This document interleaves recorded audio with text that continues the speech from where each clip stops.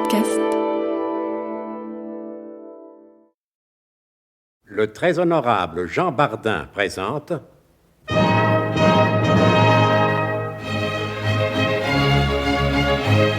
Bon baiser de partout. Une émission secrète de...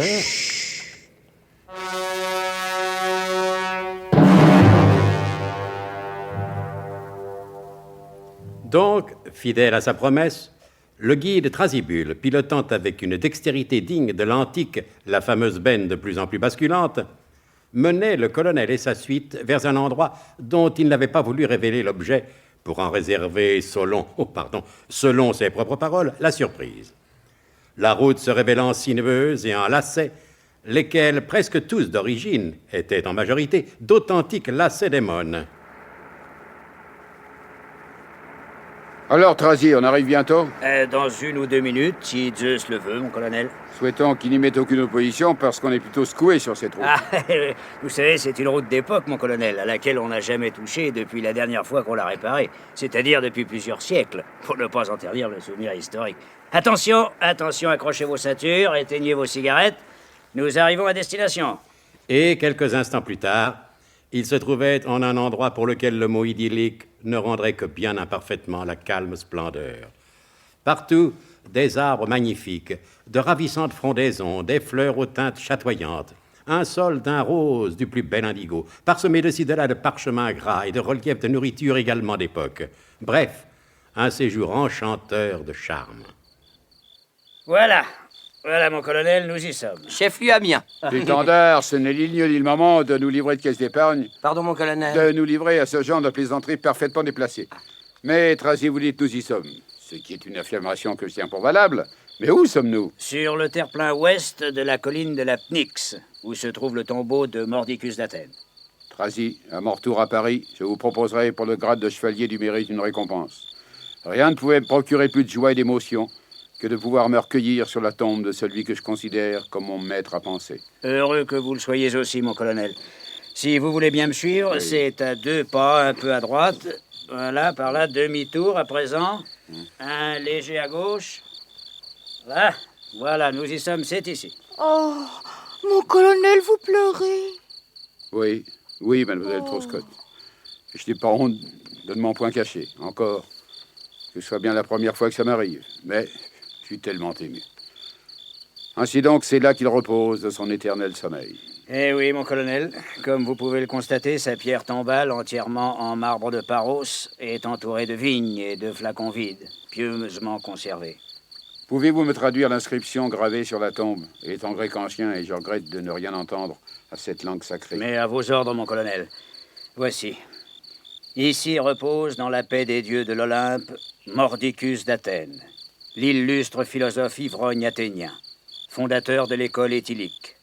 328-244 au fond de la cour à droite avant l'ère chrétienne. Quelle grandeur dans sa simplicité. Eh bien, adjudant Ivris, vous avez, si je ne m'abuse, vous aussi les yeux pleins de larmes. Oui, mon colonel. Ça me rappelle la tombe de mon pauvre oncle Timothée qui repose dans le cimetière vinicole de Pointe-à-Pitre. C'était le plus grand poivreau de toute l'île. Il se saoulait au rhum. Mais attention, au rhum de la Guadeloupe, pas au rhum de la Martinique, parce qu'on confond trop souvent le rhum de la Guadeloupe avec le rhum de la Martinique. C'est pas la même chose, ça, non? Alors, la canne à sucre de la Guadeloupe, elle est bien meilleure. Bon, ça va, Tifris. Mettez vos larmes sur l'épaule droite et laissez-moi me recueillir en paix. Dites-moi, Trazy, autour de l'épitaphe principale, je vois d'autres inscriptions. Oui, ce sont quelques-unes des plus belles pensées qui ont fait la gloire et l'universelle réputation de Mordicus d'Athènes. Voulez-vous que je vous les traduise? Bien volontiers, mon brave Trazy. Ton brave Trazy. Oh, je t'en ficherais, moi, des braves Trazy. Vous dites Théodule l'étendard? Oh, moi, rien, mon colonel, je soliloquais. Des grands Augustins. Bon, traduisez, s'il vous plaît, mon brave et bon, mon excellent Trazy. Première pensée. S'il y avait moins de gens dans la foule, il y aurait de la place pour tout le monde. Quelle rigueur dans la logique. N'est-ce pas? Ah. Le citoyen vraiment courageux est celui qui se couche à côté de son travail pour prouver à la face des dieux qu'il n'en a pas peur. Admirable. Ah oui, admirable. Et celle-ci, mon colonel. Ouais. Si la conquête de la liberté coûte parfois aussi cher, c'est parce qu'elle n'a pas de prix. Qu'on ne vienne pas de parler de Montesquieu après ça. Encore une autre, mon colonel. La devise de l'homme d'État digne de ce nom est « penser d'abord, agir ensuite et réfléchir après ». Quelle lucidité dans le jugement. Ah. Et cet autre, mon colonel. S'il est des hommes irremplaçables, il n'en est point d'indispensable. Ah. Qu'en dites-vous, Théodule l'étendard? Oh, rien, mon colonel, rien. C'est tellement grand que ça me dépasse.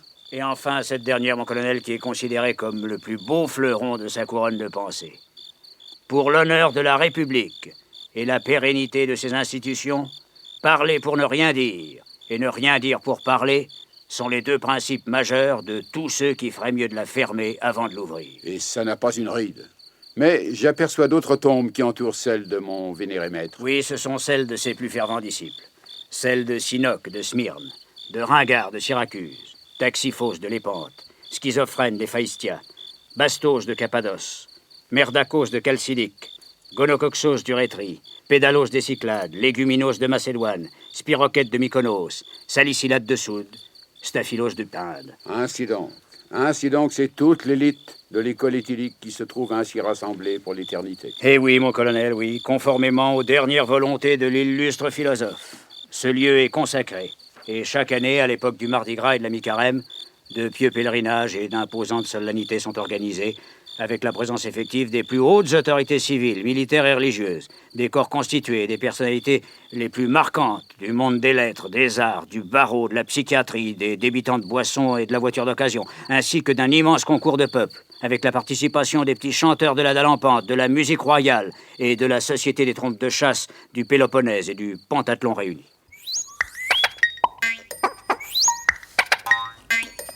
Mais pendant que le colonel de Guerlas, avec l'émotion que l'on a constatée, effectuait son pèlerinage aux sources de la pensée éthylique, sur le paquebot La Reine de Sabag, Zorbeck le Gras et Wilhelm Fermtag poursuivaient leur sombre machination, veux-je dire. Je viens d'envoyer un télégramme chiffré à Xénophon Salingos. Il sera sur le quai pour nous accueillir. Vous êtes certain qu'il viendra? Oh, Salingos n'a rien à me refuser. Vous avez confiance en lui? Si je vous réponds comme en moi-même, je vous connais Fermtag, vous allez rire. Vous m'avez vu rire souvent, Zorbeck. Et quelquefois tout de même. Notamment le jour où vous avez écrasé cette vieille dame qui traversait bien dans les clous. Ah.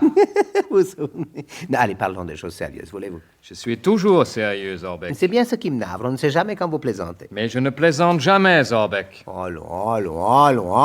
Ne vous faites pas plus ignoble que vous ne l'êtes. Et pendant ces heures qui nous restent avant d'arriver au Pirée, où le pire peut encore arriver, examinons ensemble les mesures propres à assurer la réussite de notre plan. Dites de votre plan, Zorbeck, puisque je ne sais pas ce que vous voulez faire. Enlever le professeur Slalom Jérémie Ménelache, je vous l'ai déjà dit. Oui, ça vous me l'avez dit, mais vous m'avez pas dit comment vous allez vous y prendre. Ah, mais d'après ce que nous avons vu dans la cabine numéro 1, le professeur s'est débarrassé de ceux qui le gardaient prisonnier, la capiteuse comtesse Wanda et le redoutable Otto von Pilsen-Schnaps. Somme toute, sans s'en rendre compte, il a déjà accompli une très grande partie du travail pour nous. Les savants travaillent toujours pour les autres, c'est bien normal, n'est-ce pas? Bien sûr. C'est pour cela que ce sont des savants, sinon ce seraient des hommes d'affaires comme vous et moi. Tous les hommes d'affaires ne sont pas comme vous et moi. Et c'est heureux, Fermtag, sinon il ne nous resterait plus qu'à travailler honnêtement, c'est-à-dire la misère, pour ainsi dire. Ah, Zorbeck, cessez de philosopher, expliquez-moi vite ce plan. Vous avez raison. Les idées mettent toujours très longtemps à pénétrer dans votre cervelle prussienne, hein? Nous n'avons plus une minute à perdre. Hein? Je vous écoute attentivement, Zorbeck. J'ai beau vous connaître depuis longtemps, je devrais être habitué à votre physique répugnant, mais ça me fait toujours quelque chose. Et quand vous agitez vos grandes oreilles velues. Dans notre métier, il faut de bonnes oreilles. Je n'ai pas dit qu'elles étaient bonnes, j'ai dit qu'elles étaient longues et velues. Mais peu importe, cher petit teuton, essayez de suivre mon raisonnement. Je vais parler lentement, ça va? Bien. Donc, ceux qui ont enlevé le professeur sont momentanément hors de course. Il ne reste plus qu'un seul obstacle entre le professeur et nous. Qui? Il suit, ça va? Mais Nicolas le roi d'Aigle, voyons. Il ne quitte pas le professeur d'une semelle. Et la présence de cet Olybrius risque de tout compromettre. Ah, ça! Il a compris. Vous considérez donc que le roi d'Aigle est un obstacle? Le voilà, le miracle grec. Il a compris d'un seul coup presque. Mais les obstacles, ça se supprime. Toujours d'accord avec vous. Si ça n'avait tenu qu'à moi il y a longtemps que c'est le roi d'Aigle ne serait plus sur la liste des vivants. Je connais vos méthodes. Efficace et discrète. Mais il n'est pas question de supprimer le roi d'Aix. Toujours sentimental. Il suffit simplement de l'immobiliser pendant toute la durée de l'escale au Pirée, car plus tard, nous aurons encore besoin de lui. Je cherche une idée. Et j'ai tort évidemment de vous en parler, car depuis le début de notre collaboration, je ne vous ai jamais entendu avoir l'ombre d'une idée. Toujours votre vanité, Zorbeck. Cette vanité qui vous perdra.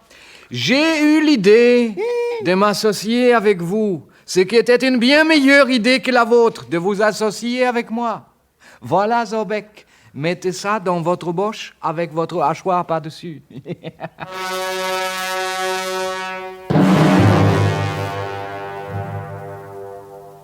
Quelle sera l'idée de Zorbeck et quel nouveau danger va affronter Nicolas Leroy-d'Aix? Si les auteurs consentent à cesser de faire du tourisme en Grèce, peut-être l'apprendrez-vous au cours des prochains épisodes de notre grand feuilleton de psychologie et d'espionnage, Bon baiser de partout. C'était Bon baiser de partout. Une émission secrète de... Pierre Dac et Louis Rognoni. Avec Elena Bossis, Roger Carrel, Georges Carmier, Pierre Dac, Claude Dasset, Laurence Riesner, Alain Roland.